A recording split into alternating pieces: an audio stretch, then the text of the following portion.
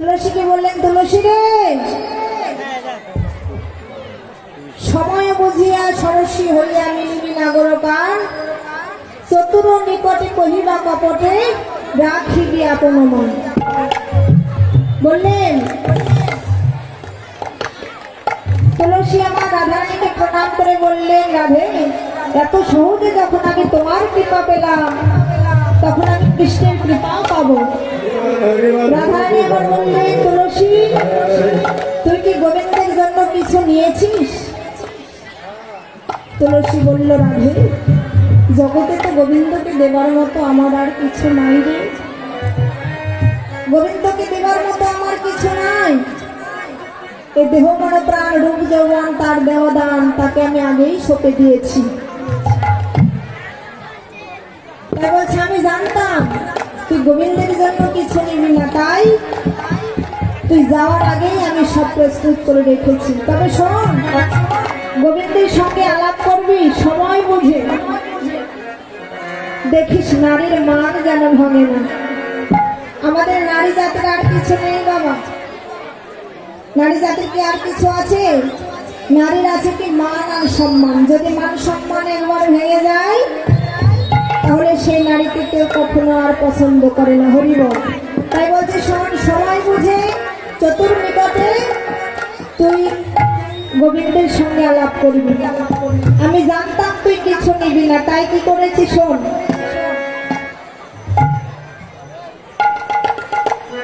ওরে তুলসী,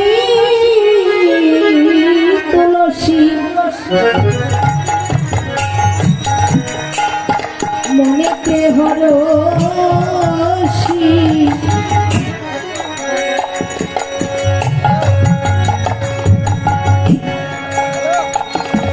চলিলা রায়ের বলে, ওরে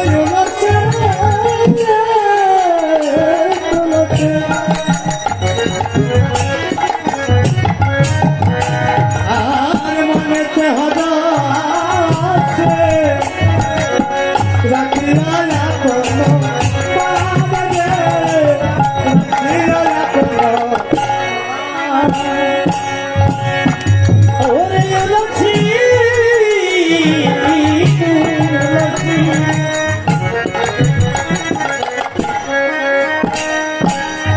মনেতে হরষি, চলিলা রায়ের করে রে, চলিলা রায়ের। কি করলে? তুলসী, তুলসী, মনেতে হরষি, চলিলা রায়েরও বলে। ওরে কর্পূর তাম্বুল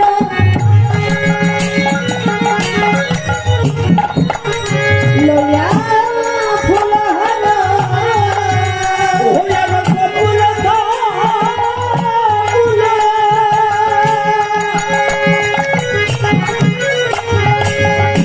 ওরে লইয়া ফুলহার,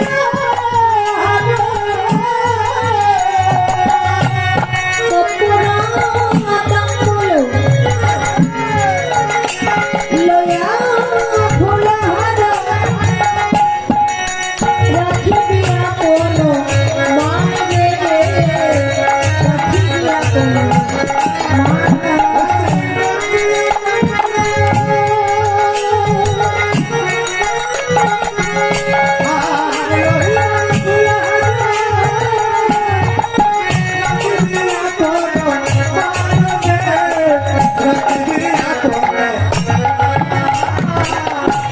তাই বলি, শোন সখী, তুই যাবি, আমি জানি তুই কিছু নিয়ে যাবি না, তাই তার জন্য আমি আগে প্রস্তুত করে রেখেছি কি মালতী ফুলের মালা, কর্পূর মিশ্রিত তাম্বুল।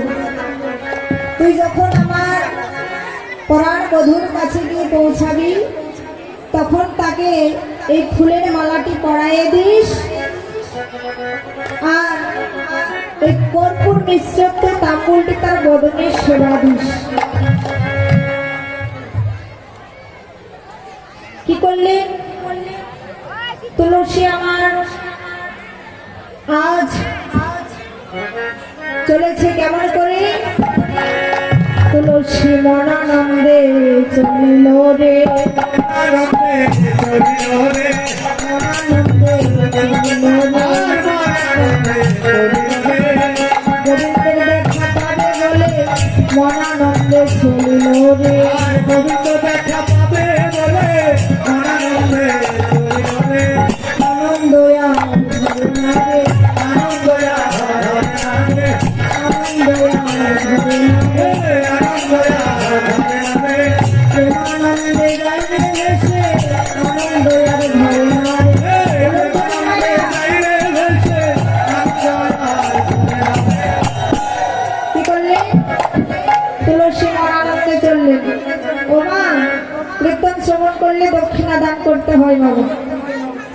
আমি অনেক দূর দূরান্ত থেকে এসেছি, তাই ভারী ভারী দেখে দেবেন না, যেগুলো পাতলা হয় সেগুলো দেখেই দেবেন। হরিবল। আমার পক্ষ থেকে একজন যাচ্ছে, আপনারা কৃপা করে দক্ষিণা দান করবেন। হরিবল।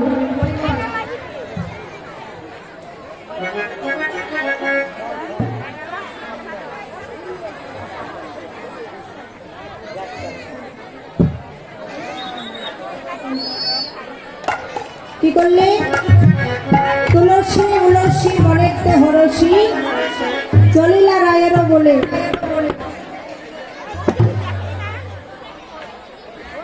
কর্পূর তাম্বুল লইয়া ফুলহার থাপড়ি সরসী কুলে। বলছে, ও তুলসী,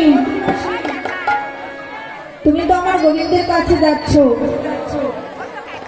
গোবিন্দের কাছে গিয়ে তার কুশল, কুশল মানে কি, তার ভালো মন্দ জিজ্ঞাসা করে এসো।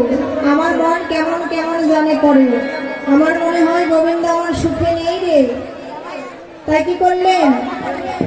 বললেন, কর্পূর মিশ্রিত তাম্বুল আর এই ফুলের মালাটি তোকে দিলাম, তুই নিয়ে গিয়ে গোবিন্দের গলায় পরিয়ে দিবি, আর তার বদনে এই কর্পূর মিশ্রিত তাম্বুলটি সেবা দিবি।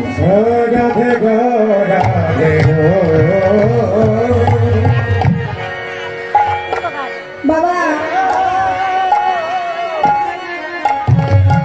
ও রাধে রাধে রাধে রাধে গো, রাধে গো।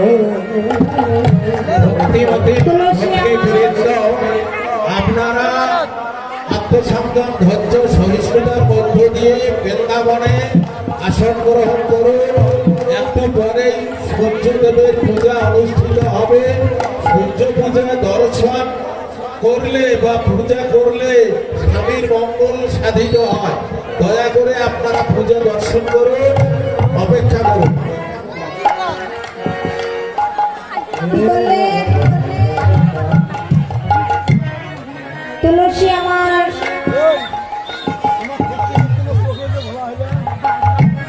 তুলসী আমার তুলসী রে,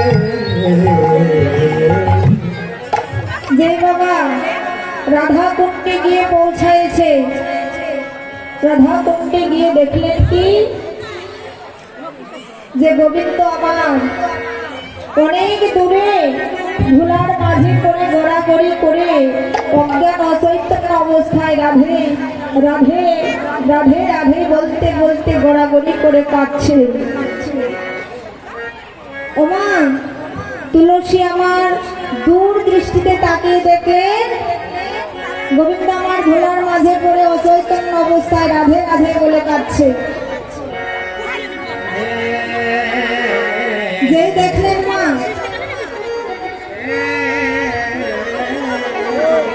যেই মাত্র রাধা কুণ্ডে গিয়ে পৌঁছাইছে, গোবিন্দ আমার হঠাৎ নাসিকায় তুলসী অঙ্গ গন্ধ পেয়েছে। তুলসী অঙ্গ গন্ধ পেয়ে যে গোবিন্দ আমার অজ্ঞান ও চৈতন্য অবস্থায় ছিল, সেই গোবিন্দ আমার আজ চেতনা হয়েছে। তার নাসিকায় তুলসী অঙ্গ গন্ধ। হঠাৎ চেতনা হয়ে দূর দৃষ্টিতে তাকিয়ে দেখলেন তুলসী আমার দাঁড়ায় আছে। তুলসীকে ডেকে বলছে, তুলসী, ও তুলসী, ও তুলসী, তুমি অমর করে অদূরে কেন দাঁড়িয়ে রয়েছ? বলছে রাধারানী আমার কখন আসবে? আজ গোবিন্দ আমার তুলসীকে ডেকে ডেকে বলছে, ও তুলসী, রাধে বুঝি তোমার পিছেই রয়েছে, তাই না? রাধারানীকে দেখার জন্য আমার মন আকুল বেকুল করছে। আমার রাধারানী কেমন আছে খুলে বলো না। যখন এ কথা বললেন তখন তুলসী আমার বলছে, তুমি তো সবই জানো প্রাণনাথ, তোমার মনে যদি এটাই আশা ছিল, এটাই বাসনা ছিল, তবে বলো না কেন অমন করে তুমি রাধারানীকে বাদিনীর ঘরে বসতি দিলে? কেন অমন করে রাধারানীকে বাদিনীর ঘরে বসতি দিলে? যে ঘরে বসত করে তোমার নাম করতে মানা, শুনতে মানা, সেই ঘরে তুমি কেন রাধারানীকে বসতি দিলে? বললে, তুলসী, তুমি কোনো ছল করো না।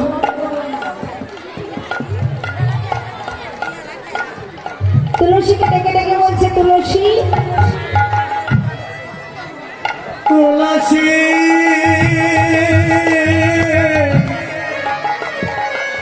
ও তুলসী, তুলসী, তুলসী রে। তুলসীকে ডেকে ডেকে বলছে, তুলসী, তোমার চরণ দুটি জড়িয়ে ধরে বলছি, তুলসী, তুমি বলো আমার রাধারানী কেমন আছে?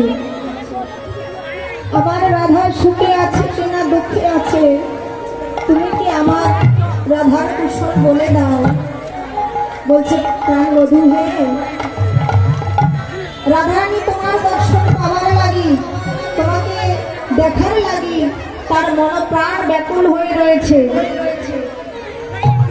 তুমি কি রাধারানীকে দেখা দেবে না? কৃষ্ণ আমার বলছে, তুলসী,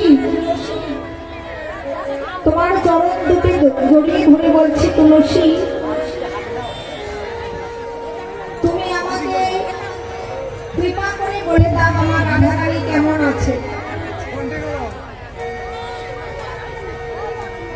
গোবিন্দ আমার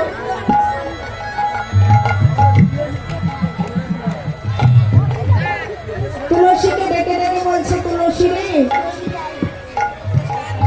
আমি রাধারানীকে পাওয়ার জন্য, রাধারানীকে দেখার জন্য আমার মন প্রাণ আজ ব্যাকুল হয়েছে। তুমি অমন করে আমার সঙ্গে ছল করো না।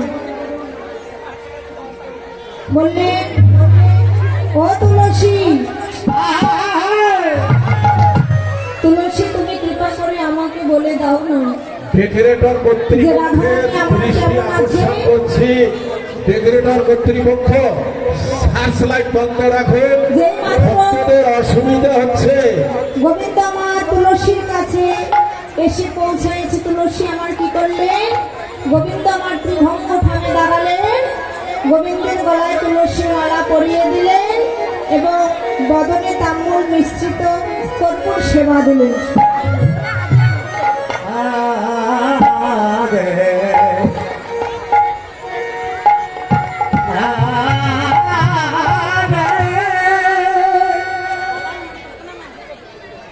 আর কি করলেন?